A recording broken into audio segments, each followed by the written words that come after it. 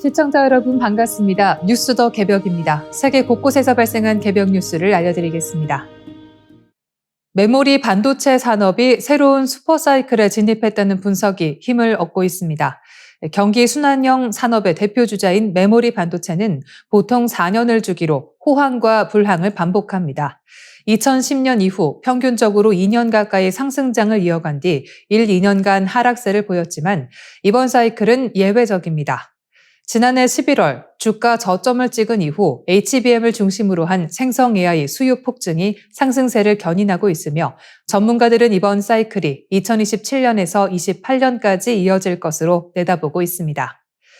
최근 메모리 반도체의 주가 상승폭이 과거보다 크다는 점도 주목됩니다.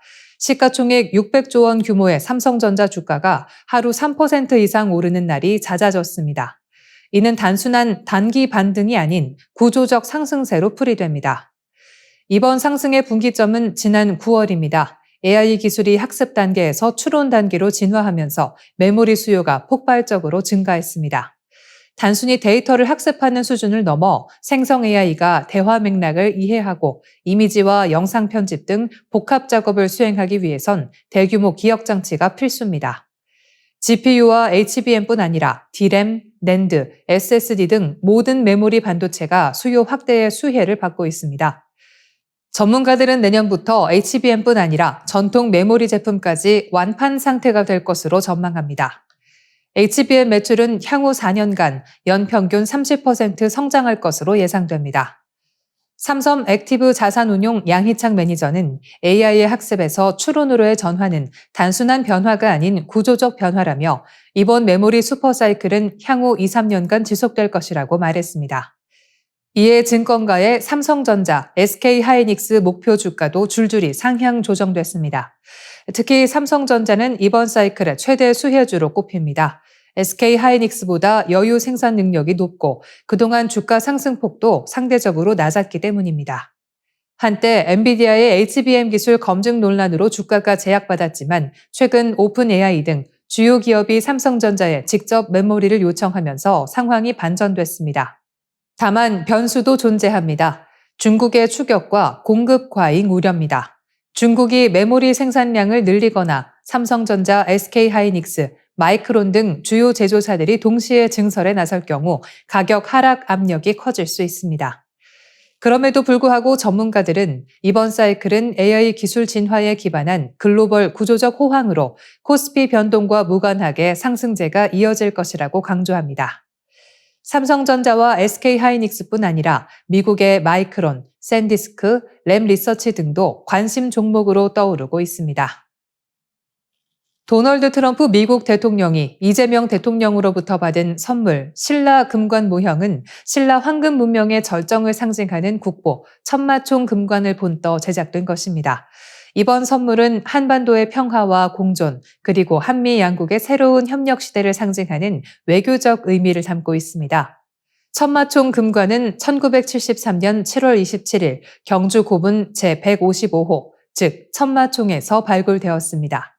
높이 32.5cm, 무게 약 1.3kg의 순금으로 만들어진 이 금관은 6세기 초 제작된 것으로 추정됩니다. 금관의 세움 장식은 나뭇가지와 사슴뿔 형태로 하늘과 땅을 잇는 신성한 나무를 형상화했습니다. 이는 왕의 신성성과 절대 권력을 상징하는 의미를 지닙니다. 또한 반달 모양의 옥 장식인 고곡이 58개나 달려 있어 왕권과 부귀를 드러내는 장엄한 위엄을 자아냅니다. 환단고기 북콘서트 카자흐스탄 편에서 안경전 이사장님은 고곡, 구분옥은 일본 사람들이 붙인 이름인데 이 모양은 인간 영혼의 절대 순수의 빛으로 인간의 신 속에 담긴 대명 신주로 인간 속의 우주 순수 광명의 중심 씨앗을 상징한다고 정의해 주셨습니다. 한편 천마총 발굴 과정은 전설처럼 전해집니다. 당시 시민들은 왕릉을 파서 가뭄이 들었다며 불안해했고 발굴팀은 비 한 방울 없는 날씨 속에서 작업을 이어갔습니다. 그런데 금관이 모습을 드러내던 바로 그날 갑자기 먹구름이 끼고 천둥 번개와 함께 소나기가 쏟아졌습니다. 현장에 있던 연구원들은 번개 소리에 놀라 도망쳤다고 회상했습니다. 그렇게 1500년 만에 세상의 모습을 드러낸 신라의 황금 왕관은 이틀 뒤인 1973년 7월 29일 청와대로 이송되어 박정희 당시 대통령과 강요들이 직접 감상했다고 합니다. 이번에 트럼프 대통령에게 선물된 금관 모형은 단순한 예술품이 아닌 신라가 장기간 평화를 유지하며 번영을 누렸던 역사의 상징이기도 합니다. 대통령실은 이 선물이 한미 양국이 협력해 한반도의 평화와 번영의 새로운 시대를 열어가자는 의지의 표현이라고 밝혔습니다. 천마총 금관의 진품은 일반에 거의 공개되지 않았지만 2025년 에이펙 정상회의를 기념해 국립경주박물관에서 특별전 신라 금관 권력과 위신을 통해 12월 14일까지 선보입니다. 이번 전시는 천마총을 비롯한 현존 신라 금관 6점과 금 허리띠 등 20건의 황금 유산을 한자리에 모은 사상 첫 전시로 1921년 첫 신라 금관이 발견된 이후 104년 만에 대규모 공개입니다. 러시아가 신형 핵무기를 잇따라 공개하면서 유럽의 군사적 긴장이 고조되고 있습니다. 도널드 트럼프 미국 대통령이 핵무기 시험 재개 의사를 밝힌 데 이어 미군 전술 핵무기가 배치된 것으로 알려진 벨기에 공군기지 상공에 정체불명의 드론이 출몰하면서 불안감이 확산되고 있습니다. 벨가 통신 등 현지 언론에 따르면 2일 벨기에 북동부 클라인의 브로겔 공군기지 상공에서 드론 4대가 포착됐습니다. 헬리콥터가 추적했지만 드론은 북쪽, 즉 네덜란드 방향으로 사라졌습니다. 해당 지역에서는 지난달 31일부터 연속적인 드론 출몰이 이어지고 있으며 엔트워프 공항 인근에서도 미확인 비행체가 관측된 바 있습니다. 테오 프랑켄 벨기에 국방장관은 정상적인 비행으로 볼 수 없다며 강한 의혹을 제기했습니다. 그는 이 드론들은 F-16 전투기나 탄약, 그리고 전략 정보를 탐지하려는 정찰 목적일 가능성이 높다고 밝혔습니다. 문제가 된 클라인의 브로겔 공군기지는 북대서양 조약기구 핵 공유 전략의 핵심 거점으로 미국 전술 핵무기 B-61 핵폭탄 10발에서 15발이 보관돼 있는 것으로 추정됩니다. 여기에 B-61을 탑재할 수 있는 미 공군 F-16 전투기와 향후 배치될 F-35 스텔스 전투기 편대가 주둔하고 있습니다. 현재 나토는 독일과 벨기에, 네덜란드, 이탈리아, 튀르키예 등 5개의 회원국에 약 150에서 200기의 B-61 계열 핵폭탄을 분산 배치한 상태입니다. 최근 몇 주 사이 유럽 전역에서는 러시아로 추정되는 드론이 잇따라 목격되고 있습니다.